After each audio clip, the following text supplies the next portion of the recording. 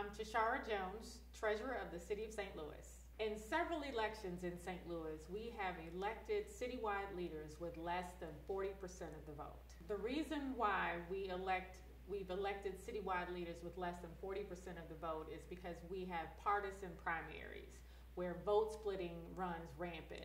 So in the recent election for President of the Board of Aldermen, there were 3 candidates, and the person who won by 35% of the vote, which when you compare that to the entire electorate, it's about 10% of eligible voters. So how can you govern for the entire city when only 10% of those who are eligible to vote voted for you? So again, using the President of the Board of Aldermen race as an example, the African American community voted overwhelmingly for another candidate versus the person who won the majority of their votes from a whole other part of town. So how is that equal representation? When you have candidates that can win with so little of the majority, then they only cater to those people. They only cater to frequent voters, and they don't talk to the entire city or the entire electorate.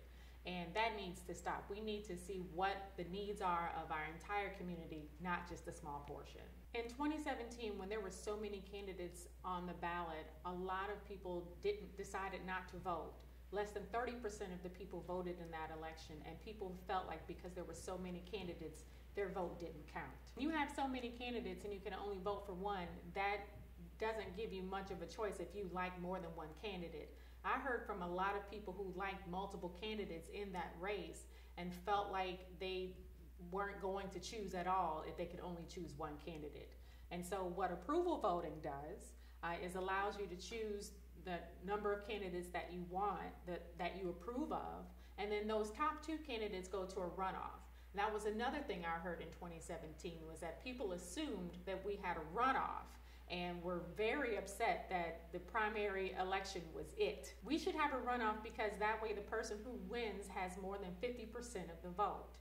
And then that's more representative of our democracy, where a person wins by a majority instead of just a third or less of the vote. With St. Louis Approves, voters are in charge. When you have a choice of more than one candidate, that broadens your perspective on all of the candidates. You have more of a choice. You may like candidate A for a couple of reasons and candidate B because as a candidate myself, I know that I don't meet every checklist for everybody that's looking at different candidates in the race. So I may like candidate A because they support universal basic income, but I may like candidate B because they support universal health care, and that gives me a choice, and that lets me know that at least one of the candidates that I chose agrees with a majority of the things that I'm voting for. We need a runoff because it gives voters a final say in who will represent them.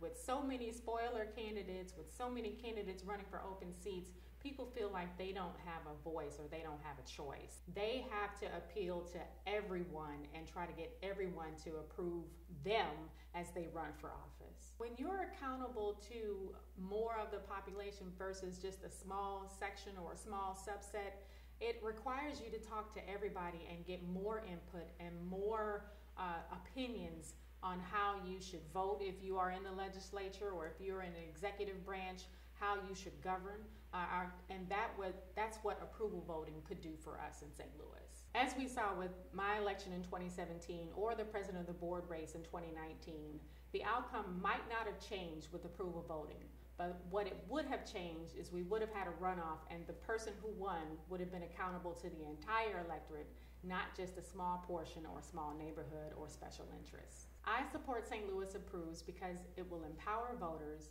it will stop vote splitting, and it will fight big money in politics. Support democracy, support St. Louis Approves. Sign the petition and vote for Proposition D.